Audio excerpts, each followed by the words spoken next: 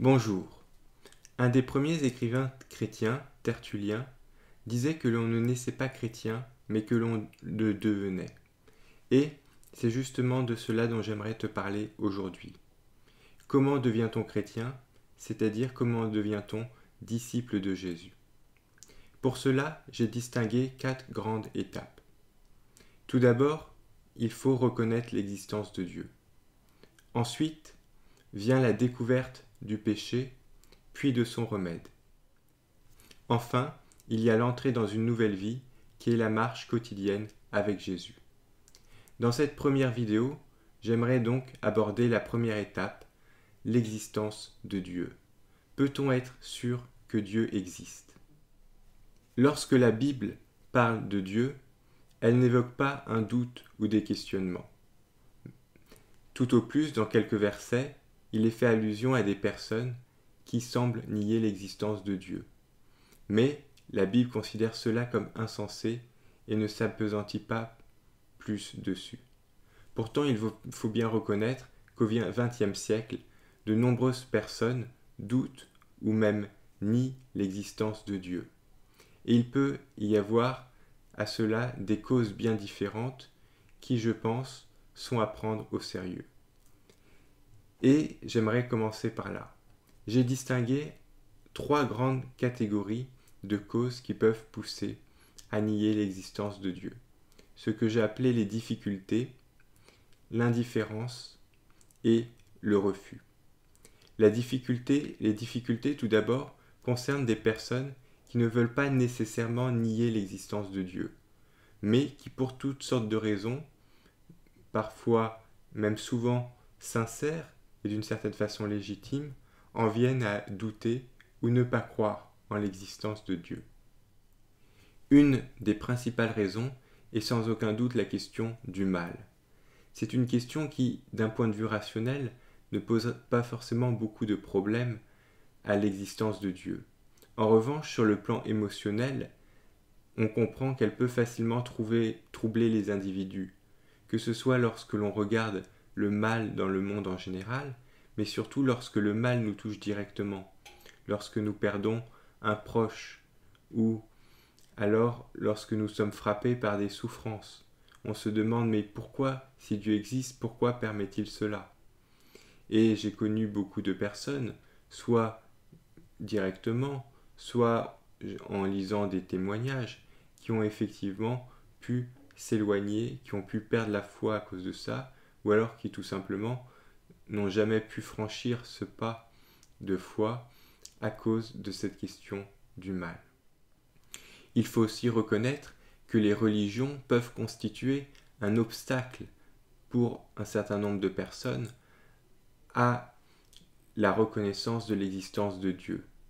En effet, on peut facilement confondre Dieu et son fan club, et il faut bien reconnaître tout au long de l'histoire que ce qu'ont fait ceux qui se revendiquaient de Dieu n'a pas toujours été très brillant. Il y a bien sûr de grandes choses positives qui ont été faites en faveur de l'humanité, des progrès civilisationnels, mais il y a aussi beaucoup de mal, de violence, de guerre qui ont été commises au nom de Dieu. Et même des croyants sincères peuvent s'opposer par exemple à des découvertes scientifiques ou à certains progrès au nom de leurs convictions religieuses.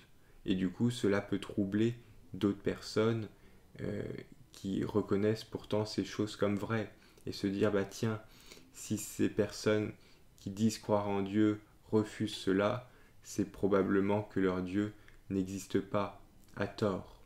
Et donc là aussi, cela peut constituer un obstacle à la reconnaissance de l'existence de Dieu.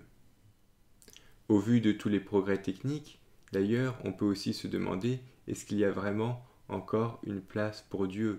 Est-ce que Dieu n'était pas une hypothèse que l'on pouvait faire autrefois lorsque nos connaissances étaient limitées, mais maintenant qu'elles progressent, est-ce que cette hypothèse ne doit tout simplement pas être écartée? Je ne prétends pas avoir fait le tour, mais voilà quelques exemples de ce que j'ai appelé les difficultés, c'est-à-dire des personnes qui ne sont pas forcément contre l'existence de Dieu, qui pourraient l'admettre, mais qui pour toutes sortes de raisons ont du mal. La deuxième catégorie, je dirais, c'est tout ce qui concerne l'indifférence. Ce sont des personnes qui ne sont pas forcément contre Dieu, pas forcément contre les croyants, mais tout simplement qui ne sont pas intéressées par ces questions. Elles sont très occupées dans la vie, elles font plein de choses, c'est une vie qui est remplie de travail, de divertissement, d'engagement peut-être aussi, de toutes sortes, et du coup il n'y a pas le temps, elles n'ont pas le temps de penser à Dieu. Et enfin, il y a une troisième catégorie de personnes, je dirais, qui, elles, refusent l'existence de Dieu. Alors, ça peut paraître surprenant de dire les choses ainsi, mais on a des témoignages et j'en ai rencontré. Je vais simplement te raconter une petite histoire qui est vraie. C'est avec une amie athée qui était un jour dans une situation très difficile. Et je lui ai dit, tu ne crois pas en Dieu, d'accord, mais ça ne coûte rien de prier pour ce point précis. Et il se trouve que cela a été fait et qu'elle a vu un exaucement à sa prière. Et donc, on aurait pu croire qu'elle se serait ensuite engagée plus en avant avec Dieu. Mais pas du tout. Elle a refusé parce qu'elle considérait tout simplement qu'elle n'avait pas envie qu'une force extérieure ou un être extérieur dirige sa vie. Alors là, je ne vais pas débattre de la façon dont elle perçoit Dieu, ce n'est pas le sujet, mais ce que j'aimerais simplement souligner, c'est qu'il y a effectivement des personnes qui, tout simplement, ne veulent pas que Dieu, ou au moins la représentation qu'ils se font de Dieu, peu importe, existe parce qu'ils veulent garder leur autonomie. Ils ont l'impression que s'il y a un Dieu qui existe, alors ils ne sont plus libres, ils doivent lui être soumis.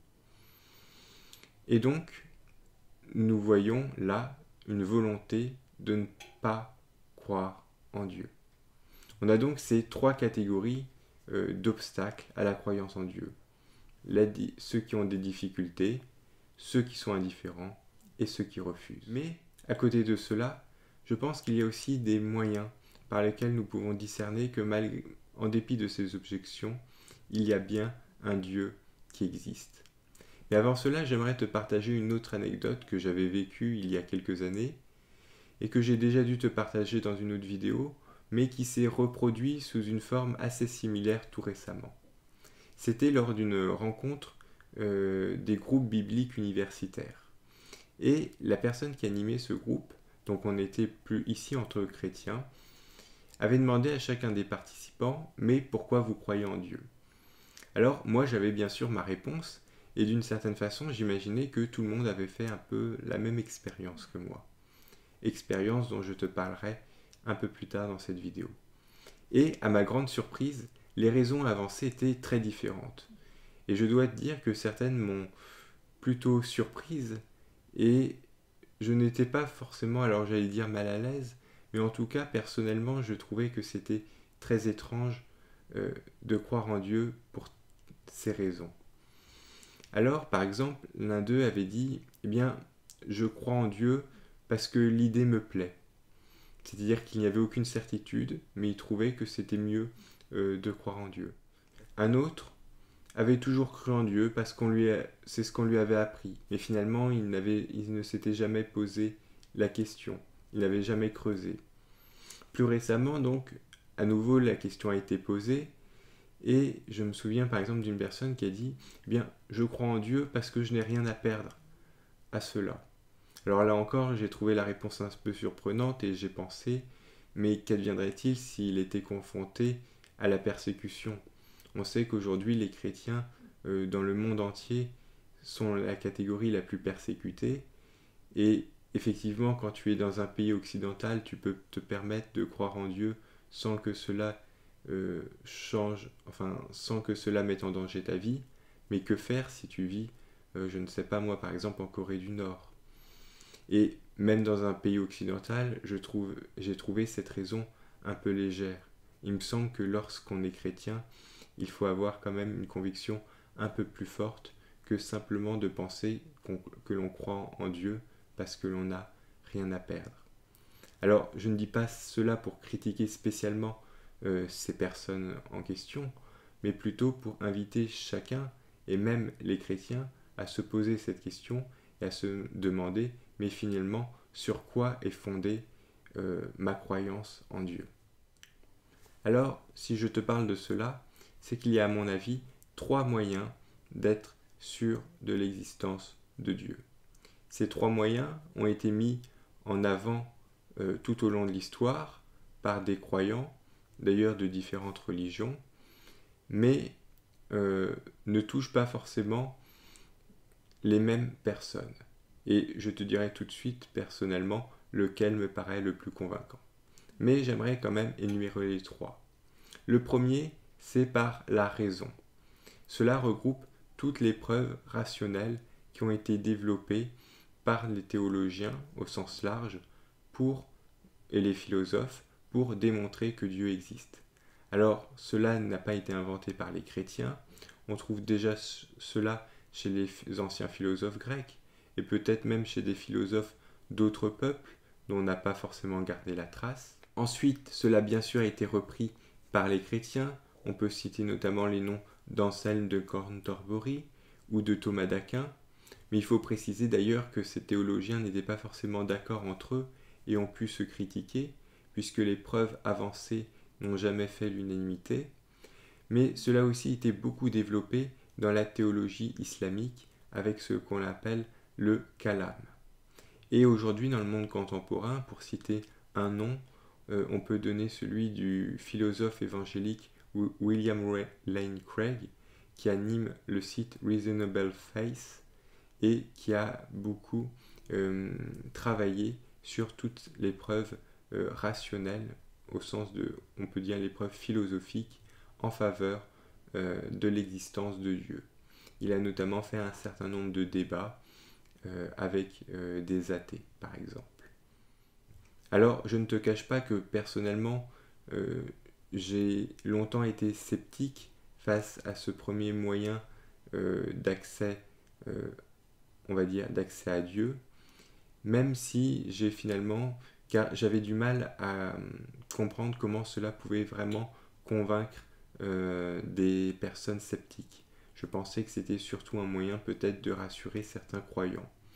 Mais après avoir lu des témoignages, je pense que cela peut effectivement aider certaines personnes à cheminer vers Dieu, et donc je pense qu'il est utile de les mentionner. Alors, dans une vidéo aussi courte que celle-là, je ne vais pas prendre le temps de les développer. Je pense que je ferai cela dans d'autres vidéos, mais il me paraissait au moins utile de les citer.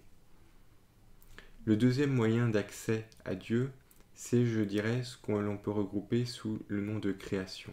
C'est-à-dire que Dieu se manifeste à travers ses œuvres, et notamment sa première œuvre, qui est la création. C'est-à-dire concrètement tout le monde qui nous entoure. Cette idée n'est pas nouvelle, puisque on la trouve dans la Bible, lorsque l'apôtre Paul dit que les œuvres de Dieu, toute la création rend témoignage, et donc manifeste son existence, et c'est pour ça que ceux qui refusent ce témoignage paraissent insensés, mais il faut aussi savoir que dans la tradition juive, c'est ainsi qu'Abraham s'est converti et est devenu monothéiste. C'est en admirant la création qu'il a reconnu qu'il y avait forcément un créateur derrière cela et qu'il s'est mis à adorer Dieu après avoir abandonné les idoles de ses ancêtres.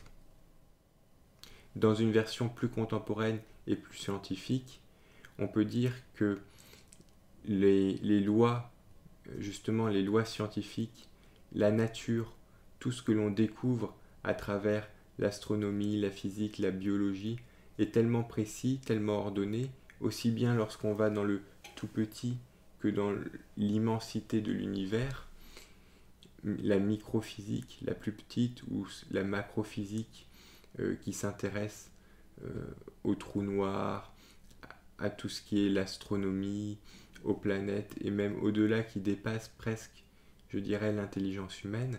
Tout cela est tellement précis, tellement grand, que l'on peut se dire, eh bien, il est difficile d'imaginer que tout cela a été conçu simplement par le hasard ou sans qu'il y ait une force qui dirige tout cela. Et donc, cette force que l'on peut voir, dont on peut voir les œuvres, eh bien, c'est Dieu. Alors c'est une approche, là encore, qui peut convaincre ou qui peut au moins faire réfléchir un certain nombre de scientifiques ou de personnes qui s'intéressent à toutes ces questions. Mais il faut bien le reconnaître, qu'il peut aussi avoir un danger, une limite, c'est celle de tomber dans le principe du Dieu bouche-trou, c'est-à-dire d'être tenté d'expliquer ce que l'on ne sait pas encore directement par l'hypothèse de Dieu.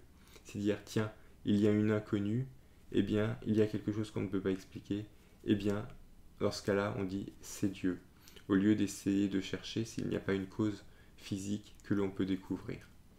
C'est donc un moyen d'accès, à mon avis, à Dieu sur lequel il faut réfléchir et qui peut être intéressant et qui, je dirais, doit au moins nous conduire à nous poser la question, tiens, est-ce qu'il n'y a pas un Dieu créateur derrière tout cela? Mais il faut être prudent et ne pas confondre justement les différents domaines. Après, je dois reconnaître que je ne suis pas vraiment assez spécialiste de toutes ces questions pour apporter des données pertinentes. Simplement, lorsque je me balade, je peux admirer la grandeur de la nature. Mais j'aimerais maintenant en venir au troisième moyen d'accès, je dirais, à Dieu, et qui est personnellement celui qui m'a convaincu, celui qui fait qu'aujourd'hui je ne peux plus douter de l'existence de Dieu. C'est-à-dire que je ne peux avoir beaucoup d'interrogations, de questionnements sur toutes sortes de sujets, mais l'existence même de Dieu, pour moi, je ne peux plus la remettre en question. Et ce n'est plus aujourd'hui un choix. Alors, cette dernière catégorie, c'est ce que j'appellerais l'action de Dieu au travers de l'histoire. Cette action peut aussi bien être à travers l'histoire de l'humanité, l'histoire donc avec un grand H, que l'histoire aussi de notre propre vie, et je dirais que les deux vont ensemble. Alors, cette action de Dieu, tu la vois déjà dans la Bible. Si aujourd'hui on me demande ce qu'est la Bible, je dirais que c'est avant tout le témoignage de l'action de Dieu dans l'histoire des hommes. Cette action commence avec le choix d'un peuple, le peuple hébreu, qu'il conduit petit à petit tout au long de son histoire. Puis, elle culmine avec l'envoi de Jésus sur terre, l'incarnation, dont on reparlera dans une autre vidéo, et la Bible se termine avec l'histoire des premiers disciples de Jésus. Cela nous est raconté notamment dans le livre des Actes des Apôtres. Mais bien sûr, l'histoire ne s'arrête pas là, puisque les Actes des Apôtres s'arrêtent dans les années 60, mais depuis des années 60 jusqu'à nos jours, il y a 2 millénaires en plus. Et donc l'action de Dieu continue tout au long de l'histoire. Et c'est pour ça que je trouve, c'est une des raisons pour lesquelles je trouve l'étude de l'histoire vraiment passionnante. Et lorsque je parle de l'histoire, je parle bien sûr de l'histoire de l'Église, mais aussi de l'histoire de l'humanité en général, car je ne pense que l'on ne peut pas séparer l'un et l'autre. Et l'action de Dieu se discerne, bien entendu, à travers l'histoire de l'Église, mais aussi à travers l'histoire de l'humanité en général. Mais, bien entendu, pour être convaincu de l'existence de Dieu, je pense qu'il ne faut pas se contenter de regarder cela de l'extérieur, mais aussi de l'avoir vécu dans notre propre vie. Et il y a un texte de l'Évangile qui illustre parfaitement cela. C'est la rencontre entre Jésus et la Samaritaine. Jésus, alors qu'il voyage, va rencontrer une femme samaritaine. Il faut savoir qu'à l'époque, les Judéens et les Samaritains étaient des frères ennemis. Malgré tout, Jésus va lui parler et elle va finir par reconnaître qu'il est le Messie. Et donc, une fois qu'elle a reconnu cela, elle va courir l'annoncer aux autres personnes de son village. Ces autres personnes vont rencontrer Jésus et après avoir rencontré Jésus, vont à leur tour reconnaître que Jésus est le Messie. Et ce qui est intéressant, c'est qu'ils vont ajouter quelque chose. Ils vont dire que, au départ, s'ils sont venus, c'est par le témoignage de cette femme.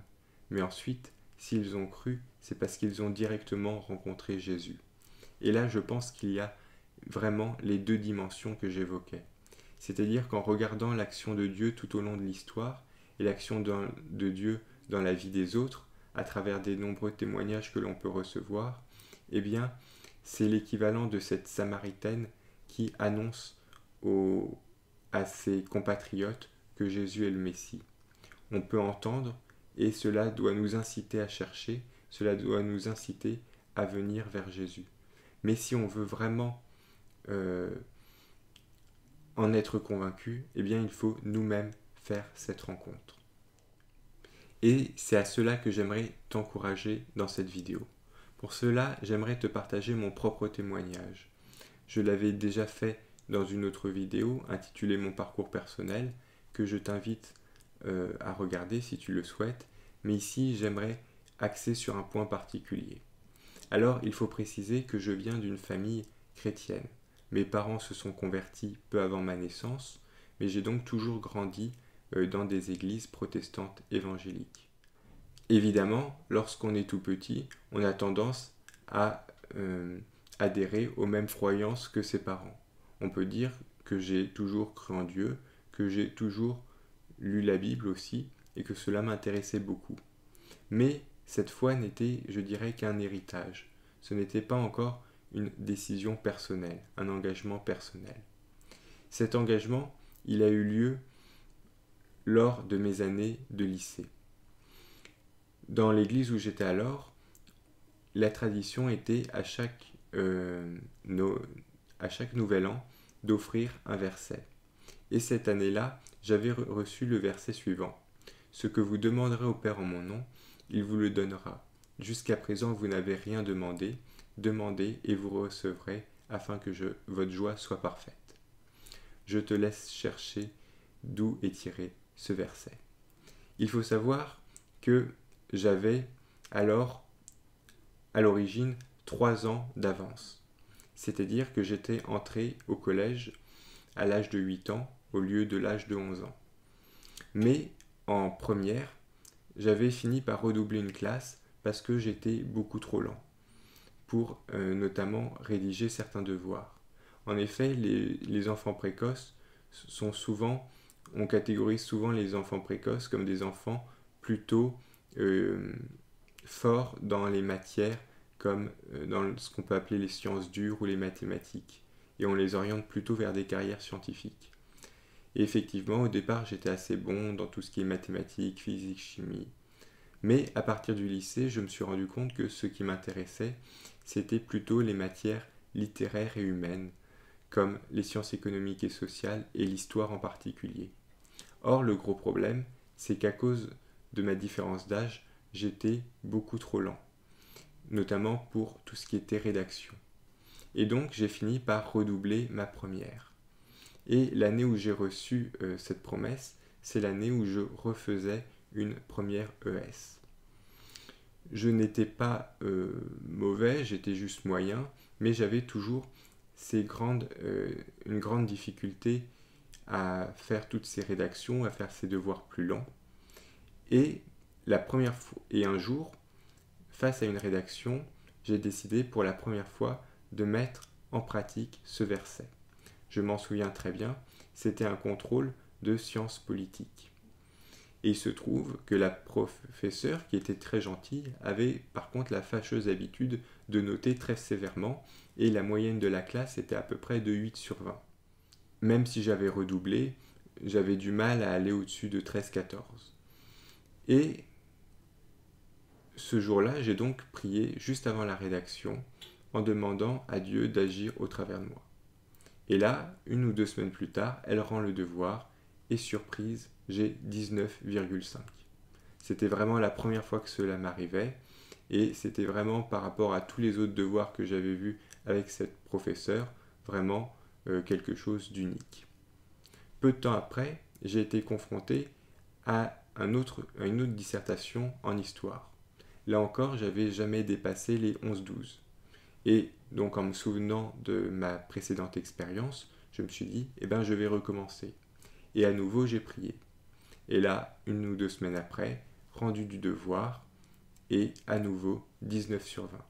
De manière exceptionnelle, j'avais eu 2 notes qui étaient totalement différentes de ce que j'avais auparavant. Et à partir de ce moment-là, tout a commencé à changer.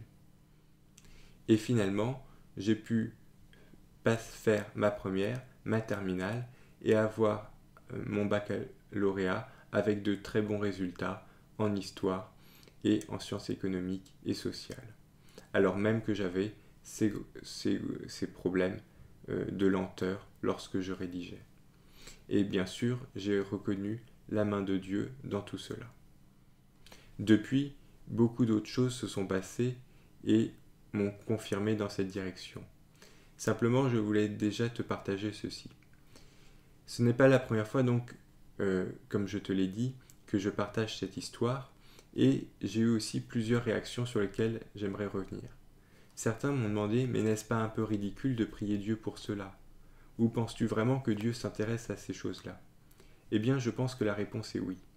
La Bible nous enseigne clairement que Dieu prend soin de nous dans les moindres détails de nos vies. Et par ailleurs, si nous ne commençons pas à prier pour les petites choses, jamais nous pourrons apprendre à prier pour les grandes choses. En fait, une métaphore que j'aime bien et qui est valable dans un certain nombre de domaines est celle de l'escalier. Si on veut arriver à la marche 5, il faut d'abord être passé par la marche 1, 2, 3, 4. Si tu n'apprends pas à prier pour les toutes petites choses, et si tu n'apprends pas à voir l'action de Dieu dans ta vie pour ce qui peut paraître insignifiant, ce qui peut paraître de peu d'importance, eh bien tu auras beaucoup de mal ensuite à prier pour les grandes choses. C'est parce que j'ai commencé à prier pour toutes ces petites questions que j'ai pu voir Dieu agir et que j'ai ensuite pu toujours prier pour des choses qui paraissaient plus difficiles. Et c'est comme cela en fait que la foi augmente. Au départ, c'est un petit obstacle que tu franchis, et puis ensuite, Dieu te met un obstacle un peu plus grand, ce qui te permet à nouveau de le franchir, et petit à petit, ta foi est nourrie. Je t'invite donc à vraiment ne jamais hésiter à faire appel à Dieu pour la moindre petite chose, même ce qui peut te paraître insignifiant. C'est comme ça que tu pourras apprendre à discerner l'action de Dieu dans ta vie et à le voir agir. Un autre point important, et je terminerai là-dessus, c'est surtout de ne pas oublier de rendre grâce. Je pense que cela va avec la demande. Si on veut vraiment avancer dans notre vie chrétienne, il est important aussi de penser à noter tout ce que Dieu fait pour nous. Pour cela, je te recommande de prendre par exemple un petit cahier, c'est ce que je fais, et jour par jour, je tiens en quelque sorte un compte-rendu de la journée. Alors, ce n'est pas forcément très long, parfois même il y a des jours où je ne mets rien, mais ça permet de se souvenir de tout ce que Dieu fait pour nous, et ensuite on peut régulièrement le reprendre. Mais j'aurai l'occasion de t'en parler plus en détail, certainement un peu plus tard. Pour conclure, j'aimerais répondre à la question qui est posée dans le titre de la vidéo. Peut-on être sûr de l'existence de Dieu? Ma réponse est clairement oui. J'ai évoqué tout au début 3 obstacles. Tout d'abord, concernant les personnes qui refusent de croire en l'existence de Dieu pour différentes raisons, ou alors les personnes qui sont indifférentes. Dans ces 2 cas, je pense qu'il n'y a pas grand-chose à faire. Dieu a promis une chose, c'est que celui qui le cherche le trouvera. Mais il n'a jamais promis que celui qui ne le cherche pas le trouvera. Dieu, dans sa grâce, peut des fois se manifester à telle ou telle personne, mais ce n'est pas un Dieu. Ce que l'on peut simplement espérer, c'est que ces personnes qui refusent de croire ou qui sont tout simplement indifférentes à l'existence de Dieu se posent un jour la bonne question. En revanche, il peut aussi exister des personnes qui ne seraient pas forcément opposées à l'idée de croire en Dieu, mais qui pour toutes sortes de raisons ont du mal. Eh bien, ce sont ces personnes-là que j'aimerais encourager à travers cette vidéo. Comme je viens de le dire, Dieu nous a laissé dans la Bible une promesse. Celui qui me cherche me trouvera. Et c'est pour cette raison que j'aimerais inviter chacun à cette recherche de Dieu. Je t'ai ici proposé quelques pistes, n'hésite pas à les mettre en application. Toutefois, Il faut bien préciser que cette recherche de Dieu, si elle aboutit à la conviction qu'effectivement il y a bien un Dieu qui existe, n'est que la première étape vers la conversion chrétienne. Il reste encore 3 autres étapes dont je te parlerai dans les prochaines vidéos. Je te dis donc à bientôt.